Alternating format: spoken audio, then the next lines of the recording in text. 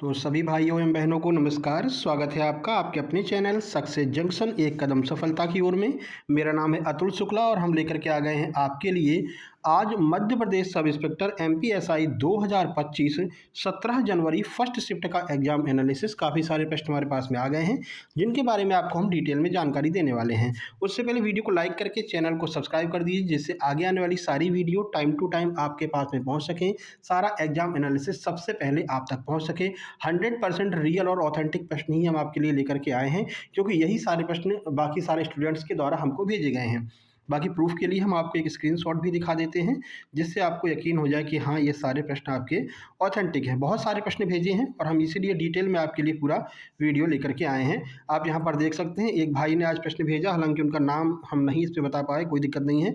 ये सारे प्रश्न उन्होंने भेजे हैं और उन्होंने बताए हैं sir thank you, last 7 days में प्रिपरेशन करके इन्होंने हमारे कंप्लीट सुपर सिलेक्शन नोट्स लिए थे 159 वाले, ठीक है, और मात्र 7 दिनों में इन्होंने तैयारी करके अच्छे से एंड रियल मटेरियल जो है वो आपने दिया था। योर यूट्यूब सेशन भी बहुत अच्छे थे और इनके 79 नंबर इनके आए हैं, ठीक है।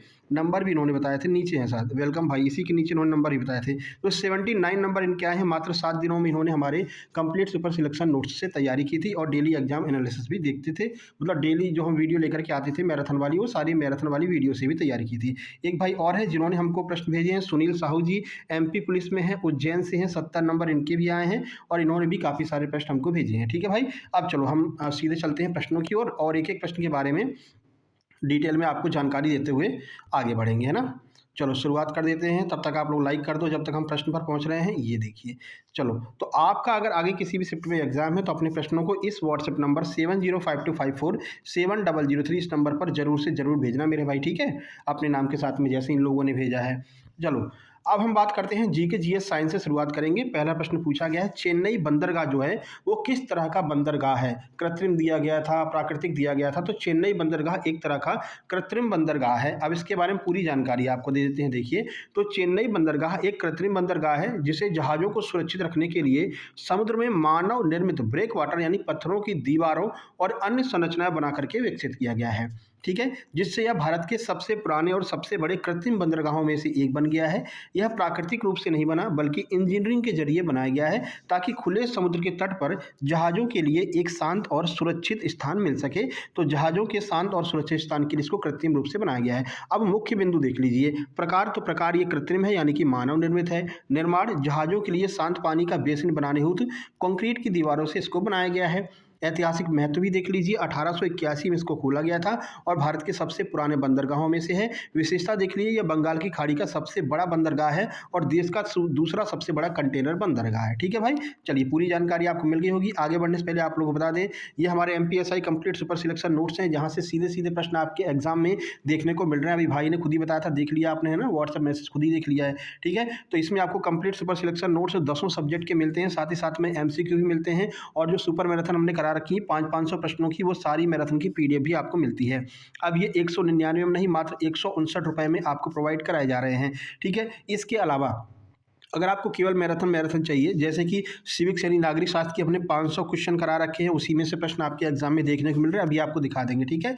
हिस्ट्री के 500 प्रश्न करा रखे हैं, कंप्यूटर के 550 प्रश्न करा रखे हैं, इसके अलावा साइंस के 350 प्रश्न, इंग्लिश के 350 प्रश्न, हिंदी के 500 प्रश्न, ठीक है, रीजनिंग के लगभग 250 से 300 प्रश्न रीजनिंग के, इन सब के कंप्लीट हम लगभग 550 प्रश्न आपको दे चुके हैं। ज्योग्राफी के 550 प्रश्न दिए हैं, ठीक है, हिस्ट्री के 500 प्रश्न दिए हैं। तो ये सारे अगर केवल ये 500 प्रश्नों की PDF चाहिए तो आप मात्र 121 रुपये में इसको प्राप्त कर सकते हैं और PDF के साथ में थ्योरी और MCQ भी चाहिए तो मात्र 159 रुपये में आप PDF प्राप्त कर सकते हैं, ठीक है। अब इसको लेने का आपका फायदा क्या होगा कि आगे आपका कोई भी एग्जाम हो, चाहे जेल पहरी क्षेत्र रक्षक या फिर अन्य कोई भी एग्जाम हो, उसमें ये आपके काम में आएंगे क्योंकि 10 सब्जेक्ट के कंप्लीट सबसे मतलब ऑथेंटिक और बिल्कुल अच्छा जो मैटर होगा वो आपको दिया जाएगा 10 सब्जेक्ट के। इससे ज़्यादा सब्जेक्ट तो किसी एग्जाम में आते नहीं है, तो ये आगे भी आपके सभी एग्जाम में काम आएंगे और ना ही इससे ज़्यादा हाई लेवल का आपके अन्य किसी एग्जाम में पूछा जाएगा, ठीक है। तो एकदम हाई लेवल के नोट्स हमने तैयार किए हैं जो आप प्राप्त कर सकते हैं। प्राप्त कैसे करेंगे? QR कोड आपको दिखाई दे रहा है, इसका स्क्रीनशॉट खींच लीजिए। इसी पर आपको 159 का पेमेंट करना है कंप्लीट नोट्स प्राप्त करने के लिए, और 121 का पेमेंट अगर आप केवल पीडीएफ चाहते हैं 500 प्रश्नों की तो 121 का पेमेंट करके उस पेमेंट का स्क्रीनशॉट इस व्हाट्सएप नंबर 7052547003 इस पर आपको सेंड कर देना है। जैसे ही आप स्क्रीनशॉट सेंड करेंगे तुरंत की तुरंत कंप्लीट सुपर सिलेक्शन नोट्स आपको सेंड कर दी जाएंगे और एमपीएसआई के व्हाट्सएप ग्रुप में जोड़ दिया जाएगा, जहां पर आगे की सारी पीडीएफ या एग्जाम एनालिसिस की पीडीएफ भी उसी ग्रुप में आपको मिलती रहेंगी। ठीक है मेरे भाई, सारी बात समझ में आ गई होगी। ठीक है, पढ़ने में इनको बहुत ज़्यादा समय नहीं लगेगा, अगर आप चाहेंगे तो एक दिन में भी 10 या 11 घंटे पढ़ करके इनको कंप्लीट कर सकते हैं। ठीक है, और जो 500 प्रश्न वाली पीडीएफ है उसको तो आप मुश्किल से ज़्यादा से ज़्यादा 10-11 घंटे में आप आराम से पूरे का पूरा जो है प्रश्नों को रिवाइज कर लेंगे, अच्छे से पढ़ लेंगे, जो आपके एग्जाम में हूबहू वही प्रश्न देखने को मिल रहे हैं।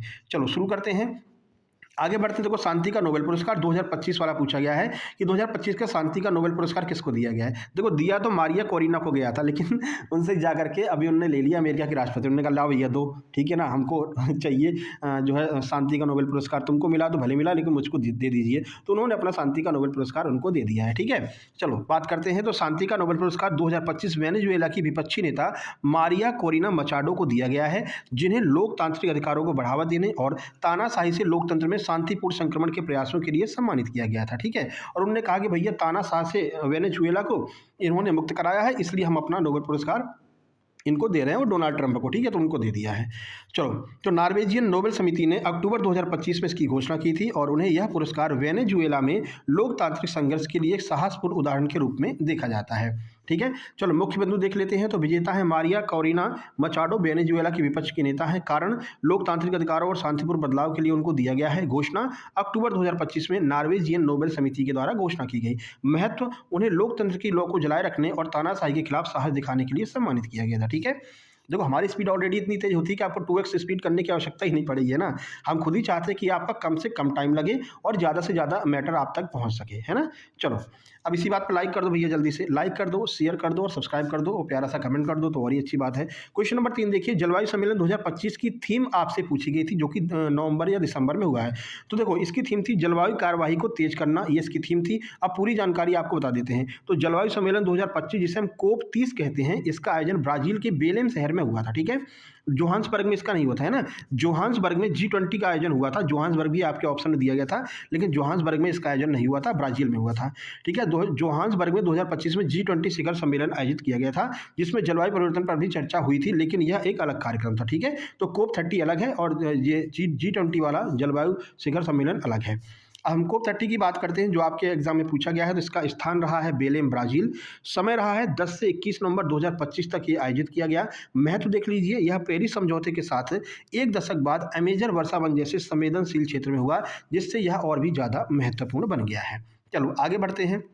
देखिए, राज्यपाल के आकस्मिक निधन या इस्तीफा देने पर कौन कार्यभार संभालेगा। राज्यपाल अगर हट जाता है तो कौन कार्यभार संभालेगा। सही उत्तर हो जाएगा उच्च न्यायालय के मुख्य न्यायाधीश उनका कार्यभार संभालेंगे। ठीक है, चलिए देख लेते हैं। देखिए, तो राज्यपाल की मृत्यु, इस्तीफा या पदच्युति की स्थिति में उच्च न्यायालय के मुख्य न्यायाधीश राज्यपाल के रूप में कार्य करेंगे। या भारतीय संविधान के भाग 6 में राज्य शामिल है। ठीक है, अनुच्छेद क्या है, अनुच्छेद 152 से 237 तक राज्यों से संबंधित विभिन्न प्रावधानों के बारे में बताया गया। भैया ऐसी स्थिति में राज्यपाल की जगह पर उच्च न्यायालय के जो मुख्य न्यायाधीश होंगे वो उनका पदभार संभालेंगे। आगे बढ़ते हैं, अगला प्रश्न है क्वेश्चन नंबर 5, इंदिरा गांधी नहर ये कब बनी थी। तो 1983 में इसका कार्य पूरा हुआ था। आपको एक बार देखना होगा ऑप्शन में क्या पूछा गया, जब उसकी नींव रखी गई वो पूछा है या जब पूरा हुआ था। तो आइए पूरी जानकारी आपको दे देते हैं। तो इंदिरा गांधी नहर मूल रूप से राजस्थान नहर के नाम से जानी जाती है। इसका निर्माण 1952 में शुरू हुआ था। पहला चरण 1983 में पूरा हो गया, जबकि 1984 में इसका नाम बदल करके इंदिरा गांधी नहर किया गया। यह परियोजना भारत की सबसे लंबी नहर है और आज भी इसका विस्तार जारी है, जिसका उद्देश्य थार मरुस्थल को सिंचित करना है। तो राजस्थान के थार मरुस्थल को सिंचित करने के लिए इस नहर का निर्माण किया गया था। चलिए मुख्य बिंदु देख लीजिए। देखिए, शुरुआत परियोजना की रूपरेखा 1948 में बनी और 1952 में इसका निर्माण कार्य शुरू हो गया। उद्घाटन डॉक्टर सर्वपल्ली राधाकृष्णन ने 11 अक्टूबर 1961 को इस नहर का उद्घाटन किया और इसमें पानी छोड़ा गया। तो अब आपके ऑप्शन में 1961 अगर दिया है तो आप 1961 ही लगाएंगे, ठीक है ना। चलो, नामकरण, इसे पहले राजस्थान नहर कहा जाता था, जिसे 2 नवंबर 1984 को पूर्व प्रधानमंत्री इंदिरा गांधी के सम्मान में नाम बदल करके इंदिरा गांधी नहर परियोजना कर दिया गया। चरण देख लीजिए, पहला चरण 1952 से 83 तक चला, दूसरा चरण 1992 में शुरू हुआ जिसमें नहर का विस्तार किया गया। लंबाई देख लीजिए, भारत की सबसे लंबी नहर है जो पंजाब के हरके बैराज से निकल करके राजस्थान के थार मरुस्थल तक जाती है। तो ये पूरा डिटेल में हमने आपको बता दिया है। अच्छी लग रही है ना वीडियो? कमेंट बॉक्स में कमेंट करके बता दिया करो कि हाँ सर वीडियो अच्छी लग रही है और इससे बहुत फ़ायदा हो रहा है आपको। मैं पूरा यकीन दिला रहा हूँ कि आपको एग्जाम एनालिसिस से इससे अच्छा एग्जाम एनालिसिस कोई नहीं करवाएगा। कराने को तो बहुत सारे लोग करा रहे हैं ना, लेकिन इतना डिटेल में कोई आपको बताएगा नहीं। चलो, मेरा गांव मेरा धरोहर स्कीम ये कब चालू हुई? तो 27 जुलाई 2023 को ये चालू हुई थी। क्यों हुई थी वो देख लेते हैं। तो मेरा गांव मेरी धरोहर, जिसे हम MGMD कहते हैं, 27 जुलाई 2023 को संस्कृति मंत्रालय के द्वारा भारत के सभी गांवों के सांस्कृतिक मानचित्रण और दस्तावेजीकरण के लिए लॉन्च की गई थी, जिसे अमित शाह ने राष्ट्रव्यापी पहल के रूप में शुरू किया था, जिसका उद्देश्य आज़ादी का अमृत महोत्सव के तहत भारत की समृद्ध संस्कृति विरासत को डिजिटल रूप में संरक्षित करना। तो डिजिटल बनाने के लिए यह योजना शुरू की गई है। चलिए मुख्य बातें देख लीजिए। लॉन्च की तिथि 27 जुलाई 2023 को लॉन्च किया है। मंत्रालय कौन सा है? संस्कृति मंत्रालय है। कार्यान्वयन एजेंसी कौन सी है? तो यह है इंदिरा गांधी राष्ट्रीय कला केंद्र, इसके द्वारा कार्यान्वित किया जाता है। उद्देश्य की बात करते हैं तो भारत के 6.5 लाख से अधिक गांवों की संस्कृति, संपत्तियों, परंपराओं और ज्ञान प्रणालियों का एक आभासी मंच पर मानचित्रण और दस्तावेजीकरण करना, यह इसका उद्देश्य है। लक्ष्य देश की विविध सांस्कृतिक विरासत को संरक्षित करना और ग्रामीण विकास को बढ़ावा देना। और चलिए अब आगे बढ़ लेते हैं। अगला पूछा गया है कि भैया ऑब्जेक्टिव रिजोल्यूशन, इसको हिंदी में कहते हैं उद्देश्य प्रस्ताव। उद्देश्य प्रस्ताव कौन लेकर के आया था? पंडित जवाहरलाल नेहरू लेकर के आए थे। आइए डिटेल में आपको बता देते हैं। देखिए, तो पंडित जवाहरलाल नेहरू ने भारत की संविधान सभा में 13 दिसंबर 1940 को उद्देश्य प्रस्ताव यानी कि ऑब्जेक्टिव रिजोल्यूशन को पेश किया, जिसमें भारत के संविधान के मूल सिद्धांतों, दर्शन को रेखांकित किया गया था, जो बाद में संविधान की प्रस्तावना प्रियम्बल बना, जिसे 22 जनवरी 1947 को अपनाया गया। जो उद्देश्य प्रस्ताव है वही आगे चल करके भारत की प्रस्तावना बना। इसीलिए कहते हैं कि पंडित जवाहरलाल नेहरू ने संविधान की आत्मा प्रस्तावना को कहा है और बाबा साहेब भीमराव अम्बेडकर ने आर्टिकल 32 को कहा है। चलिए, तो प्रस्तावक कौन थे? पंडित जवाहरलाल नेहरू। पेश कब किया? 13 दिसंबर 1940 को। स्वीकृति कब मिली? 22 जनवरी 1947 को। ठीक है। महत्व क्या है? इसने भारत को एक संप्रभु लोकतांत्रिक गणराज्य बनाने का लक्ष्य निर्धारित किया, न्याय, स्वतंत्रता और समानता सिद्धांतों को स्थापित किया और संविधान की नींव रखी थी। ठीक है। चलिए आगे बढ़ते हैं।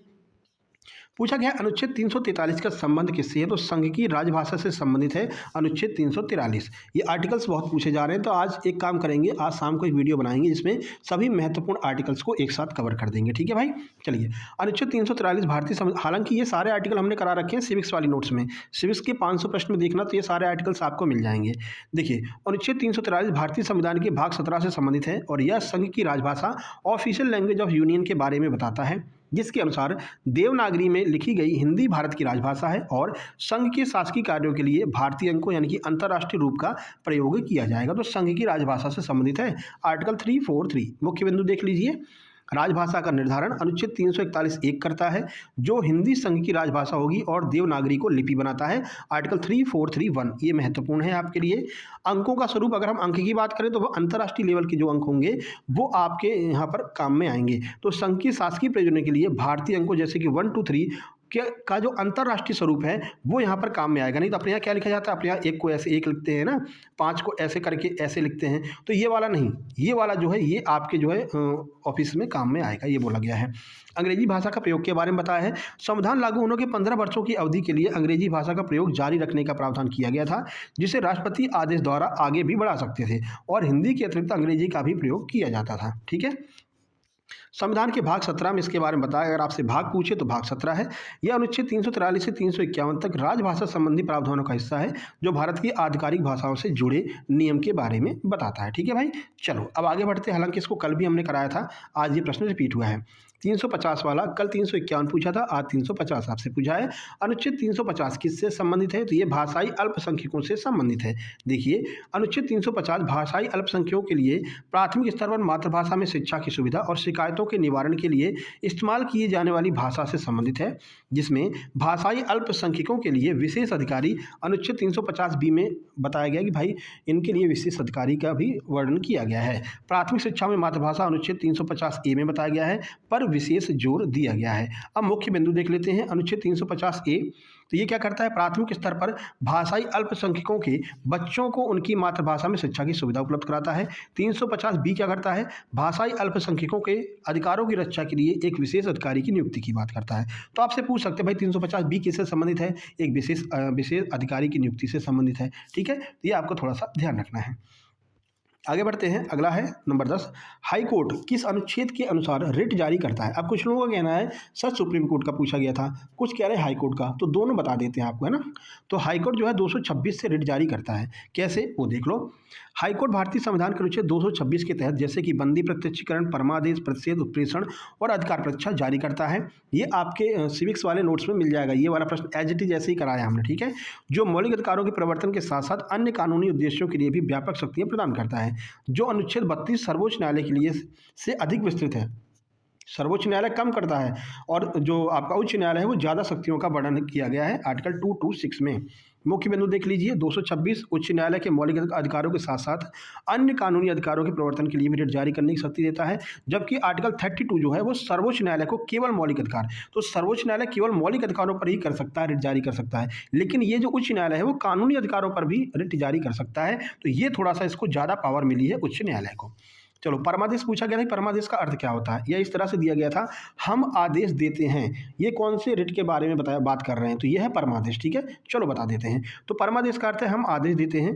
परमादेश जिसे हम मैंडमस कहते हैं का अर्थ है कि हम आदेश देते हैं, और यह एक न्यायिक रिट है जो किसी सार्वजनिक अधिकारी, निगम या अदालत को अपना कानूनी सार्वजनिक कर्तव्य निभाने का निर्देश देने के लिए जारी किया जाता है। जब वे उस कर्तव्य का पालन करने से इनकार करते हैं या उसमें चूक करते हैं और ऐसा करने के लिए कोई अन्य कानूनी उपाय उपलब्ध नहीं होता है, यह मौलिक अधिकारों की रक्षा और न्याय सुनिश्चित करने के लिए एक महत्वपूर्ण संवैधानिक उपाय है जो किसी व्यक्ति के वैध अधिकारों पर लागू होता है। तो भाई ये साफ साफ कह रहा है कि कोई भी ऐसा कानूनी अधिकारी जो सरकारी अधिकारी है या फिर कोई ऐसी अदालत है जो किसी भी बात को नहीं मान रही है, तो ऐसे में सुप्रीम कोर्ट ये जारी कर देगा, भैया परमादेश हम ये आदेश कर रहे हैं, भैया तुम कैसे इस पर बैठे हो, मतलब कि तुम एक लोक सेवक हो तो तुम कैसे इस पर बैठे हो, तुमने ऐसी गलती की है, तो तुमने कोई चूक किया है, तो ऐसे में तुम इस अधिकार पर बैठने लायक हो ही नहीं, तुमको हटाया जाता है। ये परमादेश जारी किया जाता है। ठीक है भाई, चलिए अगला पूछा हिस्ट्री से कि भैया वर्नाकुलर जो प्रेस एक्ट है ये कब आया था। तो 1878 में वर्नाकुलर प्रेस एक्ट आया था, ये भी करा रखा है हिस्ट्री वाली 550 वाली पीडीएफ में देखना, 550 प्रश्नों वाली में देखिए। तो वर्नाकुलर प्रेस एक्ट जो है 1878 में आया था, जिसे तत्कालीन वायसराय लॉर्ड लिटन ने भारतीय भाषाओं में प्रकाशित होने वाले समाचार पत्रों, गैर अंग्रेजी पर सेंसरशिप लगाने और उनकी स्वतंत्रता को प्रतिबंधित करने के लिए पारित किया था, ताकि ब्रिटिश नीतियों की आलोचना को रोका जा सके। ठीक है, तो ये लॉर्ड लिटन ने चालू किया था और रिपन ने इसका अंत कर दिया था। लास्ट वाली वीडियो में कराया था हमने, ठीक है, 1878 के वर्नाकुलर प्रेस एक्ट के बारे में। अगर जिन लोगों ने मैराथन देखी होगी उनको पता होगा, बताया था ना कि रिपन ने इसको अंत कर दिया था, लिटन ने चालू किया था। चलो, तो पारित करता है लॉर्ड लिटन, जो कि उस समय के तत्कालीन वायसराय थे। उद्देश्य क्या था, भारतीय भाषाओं के अखबारों पर नियंत्रण करना, देशद्रोही साहित्य को दबाना। परिणाम क्या हुआ, इस एक्ट ने सरकार को अखबारों के प्रकाशन को रोकने और उनकी संपत्तियों को जब्त करने का अधिकार दिया, जिससे इसे गैंगिंग एक्ट भी कहा जाता है। ये भी आपको ध्यान रखना, गैंगिंग एक्ट भी इसी को कहते हैं। चलो, अगला है मुगल जागीरदारी प्रथा क्या हुआ करती थी। यहाँ पर कथन वाला प्रश्न पूछा गया था मुगल जागीरदारी प्रथा के बारे में, तो चलिए आपको बता देते हैं। तो मुगल जागीरदारी प्रथा एक ऐसी व्यवस्था थी जिसमें मुगल बादशाह अधिकारियों, सैन्यकर्मियों और कुलीनों को नगद वेतन के बजाय राजस्व एकत्र करने का अधिकार वाली जो भूमि होती थी, जागीरें दे देते थे। यानी कि उन जागीरों से तुम राजस्व इकट्ठा करो और तुम्हें उसका भरण पोषण करो, हमें कोई मतलब नहीं है। ठीक है, इन जागीरदारों को जागीर से लगान वसूल करना होता था। वे बदले में राज्य को सैन्य सेवा या निश्चित राशि देते थे, जिससे प्रशासन और राजस्व संग्रह चलता था। लेकिन यह प्रथा बाद में केंद्रवादी शक्ति को कमजोर करने लगी थी, जिससे कि बाद में इसको आगे चल करके मुगल बादशाहों ने इसको धीरे धीरे समाप्त कर दिया था। आगे बढ़ते हैं। अगला देखो, द्रविड़ और नागर शैली में अंतर पूछा गया था और ये भी कथन वाला प्रश्न बनाकर दिया था। 4 कथन दिए गए थे, पहला दूसरा सही है, दूसरा तीसरा सही है। आइए देख लेते हैं द्रविड़ और नागर शैली में क्या अंतर है। कल भी ये प्रश्न पूछा गया था नागर शैली से, है ना। देखिए, तो द्रविड़ और नागर शैली मंदिर शैलियों की विशेष मुख्य अंतर उनके शिखर यानी कि टावर में है, जो ऊपर का शिखर होता है इससे संबंधित अंतर मुख्यतः होता है। क्या अंतर है देखो, परिसर की संरचना क्षेत्रीय प्रचलन में है। नागर शैली में मधुमक्खी के छत्ते के आकार के शिखर और बिना चार दीवारी के ऊंचे चबूतरे होते हैं, जो उत्तर भारत के मंदिर इसी तरह के बनाए जाते हैं। जबकि द्रविड़ शैली में सीढ़ीदार पिरामिड नुमा विमान और विशाल गोपुरम प्रवेश द्वार वाली चार दीवारी होती है, जैसा कि दक्षिण भारत में होता है। तो दक्षिण भारत के मंदिर ऐसे आपको दिखाई देंगे इस तरह के, है ना, और इस तरह से बहुत सारी सीढ़ी सीढ़ी सीढ़ी सीढ़ी बनी रहेगी, पिरामिड जैसे दिखाई देते हैं। जबकि उत्तर भारत के जो मंदिर होते हैं वो इस तरह के होते हैं, गोल, है ना, मधुमक्खी के छत्ते के जैसे। ठीक है, तो ये कुछ डिफरेंस वाला प्रश्न आज पूछा गया था। अगला पूछा पर्पल फेस्ट त्यौहार के बारे में पूछा गया, भाई ये कहाँ पर मनाया जाता है। तो चलो देख लेते हैं। पर्पल फेस्ट त्यौहार ये भारत में कई जगहों पर मनाया जाता है, लेकिन मुख्य रूप से यह गोवा और दिल्ली में मनाया जाता है। ठीक है, जो दिव्यांगजनों, जो दिल्ली वाला है वो दिव्यांगजनों, दिव्यांग व्यक्तियों के सशक्तिकरण और समावेशन का उत्सव है। हाल ही में 2024-2025 में यह गोवा और दिल्ली के अमृत उद्यान में आयोजित किया गया था।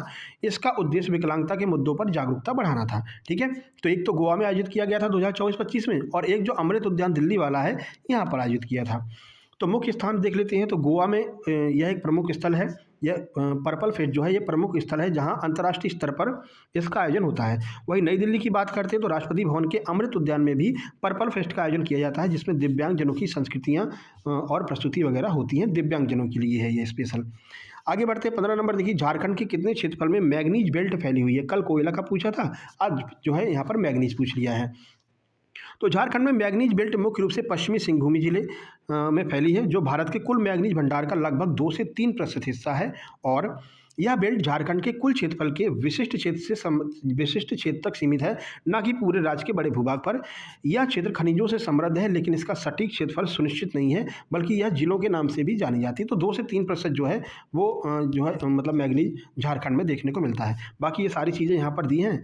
अभी पूरा पढ़ेंगे तो वीडियो बहुत लंबा हो जाएगा, आराम से पॉज करके आप पढ़ लीजिएगा। ठीक है, बाकी जब PDF डाल देंगे ग्रुप में तो आप आराम से पढ़ लेना।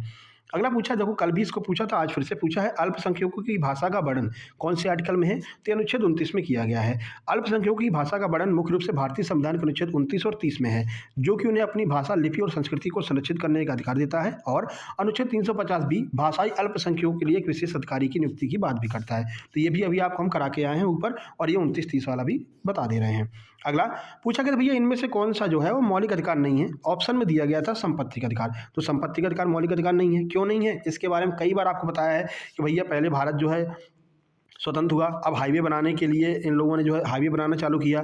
बीच रास्ते में किसी का घर आ जाता था, उसको तोड़ने नहीं देता था, वो पहुंच जाता था सुप्रीम कोर्ट, और ये हाईवे का काम यहीं पर रुक जाता था। बहुत अच्छे से आपको हमने डिटेल में समझाया है सिविक्स वाली मैराथन में, और ये जो है नोट्स में भी हमने इसके बारे में बताया। ठीक है, तो भाई नोट्स से प्रश्न आ रहे हैं, आप पढ़ करके तो जाओ, विश्वास करके पढ़ के जाओ। ठीक है, चलो फिलहाल इसके बारे में हम डिटेल में बता देते हैं यहाँ पर।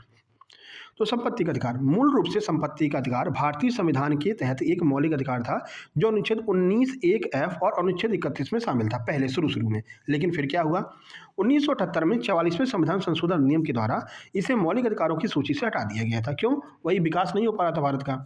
अब यह संविधान के अनुच्छेद 301 के तहत एक सामान्य कानूनी अधिकार या फिर संवैधानिक अधिकार हो जाएगा। ठीक है, आगे बढ़ते हैं।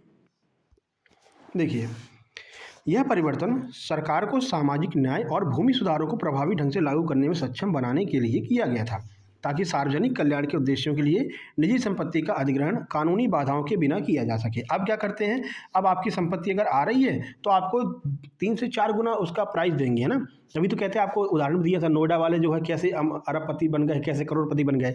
उनकी जो ज़मीनें थी वो उसी हाईवे के किनारे आ गई, या उनके उसमें से हाईवे गुजर गया तो भैया बहुत सारे पैसे मिले, तो वो भैया अमीर हो गए हैं। ठीक है, ये सब आपको मैंने बता रखा है, अच्छे से आपने खूब अच्छे से पढ़ा है। ठीक है, चलो अगला कह रहे हैं कि महिलाओं के हार्मोन्स कहाँ पर संग्रहित होते हैं। तो ये अंडाशय में संग्रहित होते हैं। महिलाओं के मुख्य हार्मोन एस्ट्रोजन और प्रोजेस्टेरॉन मुख्य रूप से अंडाशय ओवरी में बनते हैं और संग्रहित होते हैं। साथ ही अधिवृक्क ग्रंथियों यानी कि एड्रिनल ग्लैंड्स और वसा कोशिकाओं में भी कुछ मात्रा में इनका उत्पादन करती हैं, और पिट्यूटरी ग्लैंड जैसी अन्य ग्रंथियां भी हार्मोन बनाती हैं और नियंत्रित करती हैं, जो रक्त के माध्यम से पूरे शरीर में फैलते हैं। चलो मुख्य हार्मोन देख लीजिए, उनके स्रोत देख लीजिए। एस्ट्रोजन और प्रोजेस्टेरॉन ये महिला प्रजनन हार्मोन हैं, जो मुख्य रूप से अंडाशय में बनते हैं, लेकिन अधिवृक्क ग्रंथियों और वसा कोशिकाएं भी इसका उत्पादन करती हैं। अन्य हार्मोन की बात करते हैं तो FSH हो गया, LH हो गया। पिट्यूटरी ग्रंथि यानी मस्तिष्क में स्थित होती है, और हाइपोथैलेमस जैसे अन्य ग्रंथियां भी विभिन्न प्रकार के हार्मोन बनाती है, जो अंडाशय और अन्य ग्रंथियों को नियंत्रित करने का कार्य करते हैं। तो ये भी कुछ हार्मोन्स होते हैं। और जो है आपके प्रोजेस्टेरोन और एस्ट्रोजन भी महिला हार्मोन होते हैं। आगे पूछा गया क्रिप्स मिशन से जो है कथन वाले प्रश्न पूछे गए थे, तो आइए बता देते हैं क्रिप्स मिशन के बारे में।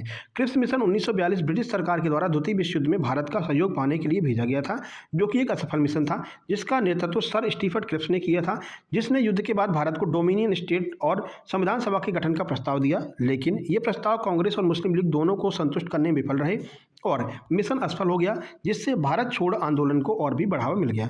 तो मुख्य बिंदु उद्देश्य क्या था? द्वितीय विश्व युद्ध में ब्रिटिश प्रयासों के लिए भारतीय समर्थन हासिल करना। नेतृत्व किसने किया था? सर स्टीफर्ड क्रिप्स ने, जो विंस्टन चर्चिल के युद्ध मंत्रिमंडल के सदस्य थे। आगे आगे पूछा गया भैया कौन सी अनुसूची में 22 भाषाओं का उल्लेख मिलता है? ये सब आप लोगों का सहयोग है, आप लोग प्रश्न भेजते हैं, इतने सारे प्रश्न हमारे पास में आ गए हैं ना। तो ये 8वीं अनुसूची में बताया गया है। तो भारतीय संविधान की 8वीं अनुसूची में 22 भाषाओं का उल्लेख किया गया है, जिसमें असमिया, बंगाली, गुजराती, हिंदी, कन्नड़, कश्मीरी, कोंकणी, मलयालम, मणिपुरी, मराठी, नेपाली, ये सब बताई गई। ठीक है। प्रारंभिक भाषाएं कितनी थी? तो मूल संविधान में 14 भाषाएं थी। ये भी कई बार पूछा गया है, तो याद रखना। बाद में जोड़ी गई कौन सी? ये डेट पूछ लेते हैं इनको जोड़ने वाली। सिंधी को जोड़ा गया 21वें संविधान संशोधन 1967 में। कोंकणी, मणिपुरी, नेपाली को 71वां संविधान संशोधन 1992। बोडो, डोगरी, मैथिली, संथाली को 92वां संविधान संशोधन 2003 में जोड़ा गया। ये पॉइंट आपके लिए बहुत महत्वपूर्ण है, अच्छे से पढ़ करके जाना, आगे यहाँ से प्रश्न मिलेगा। चलो, अनुच्छेद 124 का संबंध पूछा गया था, किससे संबंधित है? तो अनुच्छेद 124 भारतीय संविधान के सर्वोच्च न्यायालय की स्थापना, उसके गठन और न्यायाधीशों की नियुक्ति व हटाने की प्रक्रिया से संबंधित है, जिसमें बताया गया है कि भारत का एक सर्वोच्च न्यायालय होगा, जिसमें एक मुख्य न्यायाधीश और संसद के द्वारा निर्धारित अन्य न्यायाधीश होंगे। साथ ही न्यायाधीशों की नियुक्ति और उनके पद से हटाए जाने की प्रक्रिया का भी वर्णन आर्टिकल 124 में किया गया है। तो आर्टिकल 124 भी आपसे पूछा गया था। बेसिकली आपसे सर्वोच्च न्यायालय और उच्च न्यायालय से संबंधित आर्टिकल्स ज़्यादा पूछ रहे हैं। चलो, अब हम बात करते हैं मैथ और रीजनिंग की। तो पहला प्रश्न है 6 लाल 5 पीली 4 नीली बॉल में से नीली बॉल को 2 बार उछालने पर नीली बॉल नहीं आने की प्रायिकता क्या होगी? तो ये प्रायिकता से एक प्रश्न पूछा गया था। एक लड़का 18 किलोमीटर दक्षिण दिशा में गया, फिर 3 किलोमीटर पूर्व दिशा में गया, उसने कुल कितनी दूरी तय की है? ये पूछा गया था। सीरीज से 3 से 4 प्रश्न थे। ब्लड रिलेशन से 2 प्रश्न देखने को मिले हैं। एक प्रश्न है, देखिए, एक व्यक्ति ने 1 रुपये में 6 टॉफ़ी और उसे 20% लाभ पर बेचना है, तो 1 रुपये में कितनी टॉफ़ी बेचेगा? यानी 1 रुपये में 6 टॉफ़ी उसने खरीदी, ठीक है। अब उसको 20% लाभ पर बेचना है, तो आप बताइए कि एक टॉफ़ी को कितने रुपये में बेचे कि 20% लाभ हो जाए। बाकी ऑर्डर रैंकिंग से 2 प्रश्न। एक प्रश्न घड़ी वाला कैसे पूछा था आज देखिए, तो कल तो एंगल पूछा था, आज घड़ी के अलग प्रश्न पूछा है। दोपहर 2 बजे एक घड़ी 2 मिनट कम टाइम बताती है, 2 मिनट से 2 मिनट से 4 सेकंड ज़्यादा समय बताती है। मतलब ये थोड़ा सा सही से लिखा नहीं गया, लेकिन ये कुछ इस तरह का प्रश्न आया था। हमने भी डायरेक्ट कॉपी करके यहाँ पर पेस्ट कर दिया, उसने जो भेजा था उसे कॉपी करके पेस्ट कर दिया, ठीक है। कुछ इस तरह का था कि दोपहर में 2 बजे एक घड़ी 2 मिनट कम टाइम बताती है, अगले दिन उसी टाइम पर वो 4 सेकंड और आगे बढ़ जाती है। तो सही टाइम से रिलेटेड ऐसा कुछ पूछा गया था। आगे बढ़ते हैं। दिशा और दूरी के बता रहे हैं कि 2 प्रश्न दिशा और दूरी के आए थे, ठीक है। मानसिक अभिरुचि के 2 से 3 प्रश्न आए थे। एक प्रश्न सेटिंग अरेंजमेंट का और स्थान परिवर्तन रैंकिंग से भी 2 प्रश्न देखने को मिले थे। ये आपका मैथ और रीजनिंग का सिस्टम हो गया। मैथ के 3 से 4 ही प्रश्न आ रहे हैं और बहुत सिंपल लेवल के आ रहे हैं, परेशान नहीं होना। परसेंटेज वगैरह के आ रहे हैं, एडवांस में बिल्कुल भी प्रश्न नहीं आ रहे हैं, एडवांस लेवल के, ठीक है। बहुत सिंपल प्रश्न आ रहे हैं प्लस परसेंटेज वाले।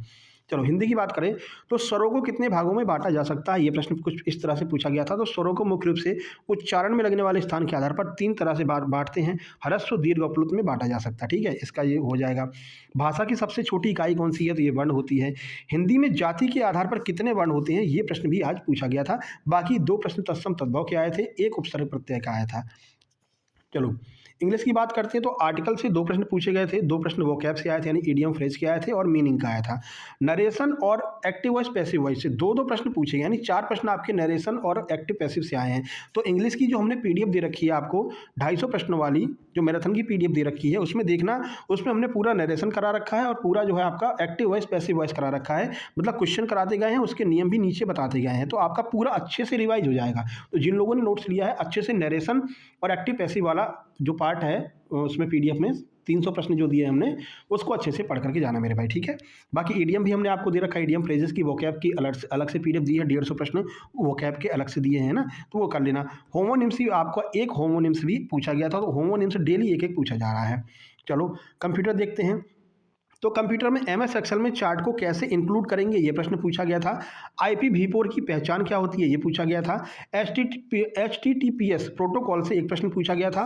और ईमेल को मर्ज करने के लिए किसका प्रयोग करते हैं, कुछ इस तरह के प्रश्न आपके कंप्यूटर में पूछे गए थे। ठीक है, तो ये आज का एग्जाम एनालिसिस था। ये भाई ने बताया है, ये सारे प्रश्न इन्होंने भेजे हैं और इन्होंने खुद बताया कि सर 7 दिन में मात्र इन्होंने ये तैयारी की है। ठीक है, तो आप भी तैयारी कर सकते हैं। आपके पास अगर कम दिन बचे हुए हैं तो कोई दिक्कत नहीं है, आप 500 प्रश्नों वाली PDF भी कंप्लीट कर जाएंगे ना, तो भी आपको बहुत फ़ायदा हो जाएगा। ठीक है, तो आप ये 121 में 500 प्रश्नों वाली PDF ले सकते हैं, 159 में कंप्लीट नोट्स ले सकते हैं जो अभी 159 में है।